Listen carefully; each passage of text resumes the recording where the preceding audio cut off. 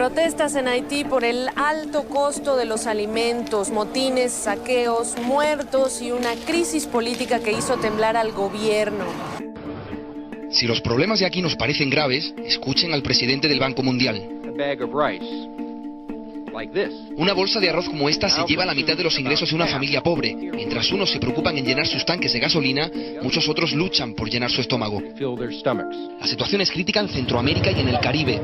En Haití llevan una semana de protestas porque no tienen que comer. Y en Perú el precio del trigo está obligando a hacer pan con masa de patata. También es muy difícil la situación en África. Las sequías de los últimos años han asfixiado las pocas tierras fértiles. Y en Egipto, las protestas contra el gobierno se suceden por el racionamiento de la comida.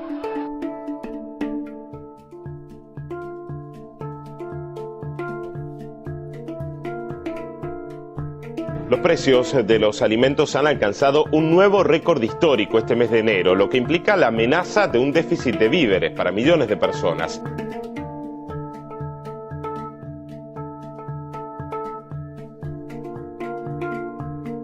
El mundo se enfrenta a una crisis por el alza del precio de los alimentos peor que la de 2008 debido a la enorme cantidad de tierra dedicada a los biocombustibles. Mucha seguridad, muchos trajes y corbatas, muchos líderes, presidentes y secretarios generales y un acuerdo, por decir algo, para hacerse la foto. La cumbre se ha cerrado con el compromiso de no utilizar el hambre como instrumento político, pero de subvenciones, de lucha contra la especulación y de cambio en las políticas alimentarias, nada. Los 850 millones de hambrientos tendrán que seguir sobreviviendo de la ayuda humanitaria y altruista porque de los que mandan no parece que vayan a sacar mucho.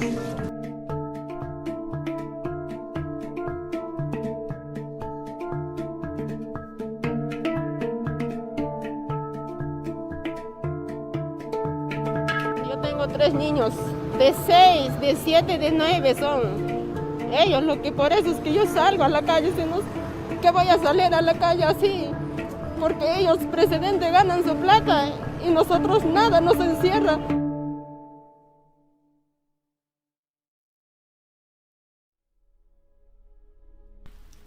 Cuando hablamos de crisis alimentarias nos referimos a distintas realidades, pero partamos de una definición. Diremos que es la falta de capacidad de un gobierno para satisfacer las necesidades de alimento de su población. ¿Quiere decir esto que no hay comida? No necesariamente. Las crisis alimentarias no son coyunturales. Vivimos en crisis todo el tiempo. No darnos cuenta de ello es un privilegio de clase. Es cierto que el 2008 y el 2012 fueron años particulares, y la crisis tuvo una intensidad tal que se volvió una preocupación global. Pero ni bien se superó en las ciudades, no se volvió a hablar del hambre mundial con la misma indignación, como si no existiera más, como si ellos también hubiesen podido superarla. En el 2018 fueron 820 millones de personas las que padecieron hambre en el mundo. La ONU prevé que el COVID-19 haga crecer la cifra en 130 millones. ¿Cuáles han sido las causas que no se han podido contrarrestar en tanto tiempo? 1. El propio sistema alimentario, el cual tiene muchos problemas pues ha ido evolucionando junto con el modelo económico, uno que ya no ve la alimentación como un derecho, sino como un negocio. Esta filosofía hace que no importe el costo ambiental de nuestra actual forma de alimentarnos. 2. Las débiles políticas agrarias que parecieran estar incluso en contra de los productores pequeños, porque es poca o nula la protección que pueden brindarle para desarrollar su actividad y mitigar pérdidas. Esto que está en estos canastos, por ejemplo, es pérdida. ¿Cuánto más o menos es?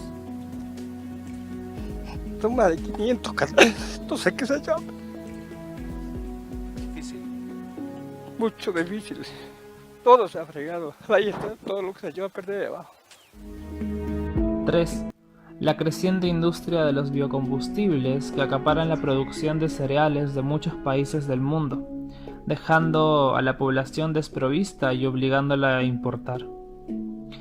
Y por supuesto, 4. El calentamiento global que viene generando todo tipo de preocupaciones de cara al futuro de la producción agropecuaria.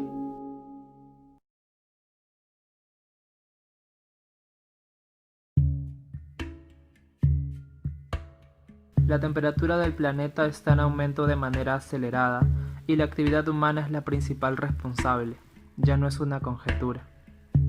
Respecto al periodo preindustrial, hay una subida de más de 1 grado Celsius a nivel mundial, misma que se refleja en diversos y numerosos fenómenos climáticos extremos. En Perú, las inundaciones ocasionadas por el fenómeno del Niño se han intensificado por el cambio climático, arrasando cultivos y vías de comunicación por doquier, perjudicando gravemente la producción y la economía de los agricultores. Existe una relación bidireccional entre el calentamiento global y la forma en la que obtenemos nuestros alimentos. Una impacta negativamente en la otra y viceversa, lo que incrementa y agudiza la crisis actual. La cadena agroalimentaria moderna adicta al petróleo, por ejemplo, ya que necesita este recurso en la fase de producción, en la fase de transporte y en la fase de distribución. Menciona aparte el abuso de los agrotóxicos y el consumo exagerado de agua, posicionándola dentro de las actividades más contaminantes a nivel global.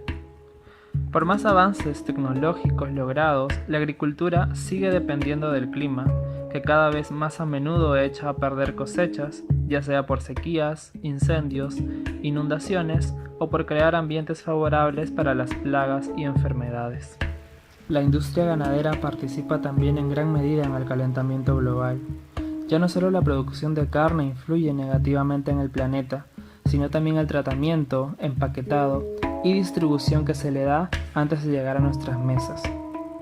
El 70% de la superficie agrícola en el mundo se dedica a la alimentación del ganado, privando de millones de toneladas de granos a millones de personas en el mundo. La carne no solo es el alimento más costoso ambientalmente, sino también la que más propicia las desigualdades en términos alimenticios. La temperatura de los océanos es cada vez mayor, las zonas heladas se derriten y el nivel del mar aumenta. Se están produciendo cambios en la salinidad del agua y los océanos se están volviendo más ácidos. Debido a estos y otros muchos efectos, se observan cambios en la distribución de los peces y consecuencias negativas para muchos arrecifes de coral y otros organismos que modifican el desarrollo de las especies marinas. Y todo esto perjudica la producción pesquera y pone en riesgo la salud alimentaria. La pesca artesanal de diferentes especies ha disminuido en un 50% ante la presencia del fenómeno del niño costero. Especies como el suco, el toyo y la cachema han desaparecido del mar liberteño ante el incremento de la temperatura de las aguas. Las temperaturas promedio de 22 a 23 grados se presentaban en las aguas oceánicas de la Libertad. Sin embargo, ahora se reportan temperaturas de 26 a 27 grados. Las dificultades existentes en todo el mundo a la hora de producir alimentos o capturarlos como consecuencia del calentamiento global están sirviendo de excusas para técnicas de producción y extracción cada vez más perjudiciales y agresivas. Decir que hay que aumentar la producción es el argumento clásico para justificar los transgénicos creados con semillas modificadas pertenecientes a unas pocas multinacionales, para justificar la cruel pesca de arrastre que captura todo a su paso, destruye los ecosistemas marinos y devuelve al mar especies sin valor comercial moribundas o muertas, para justificar la dependencia de los plaguicidas que Europa vende a Latinoamérica, pero que están prohibidos de utilizarse en sus países, y para justificar la intensificación de la ganadería. La FAO asegura, en cambio, que existe alimento para todo el mundo, y es cierto. Hay comida para al menos 10.000 millones de personas, y somos 7.500. Pero también es cierto que 1.300 millones de toneladas de comida se desperdician anualmente. El 25% de esa cifra alimentaría a toda la población hambrienta del mundo. No puede seguir ignorándose la crisis alimentaria actual. La pandemia de COVID-19 la visibilizó y acentuó, pero no la creó. La vacuna actuará contra el virus, pero la crisis continuará porque es un problema fundamentalmente político y en la que es necesaria la presión de la población para redefinir las políticas alimentarias. La solución a esta crisis radica en apostar por modelos que garanticen la soberanía alimentaria, que que puedan mitigarse los efectos del calentamiento global, que se mejore la productividad de la tierra optimizando los recursos agua, suelo y clima, desperdiciar menos alimentos, hacer que nuestra dieta no dependa tanto del ganado y en el particular caso de la gente en la ciudad, unirse a las prácticas agrícolas urbanas.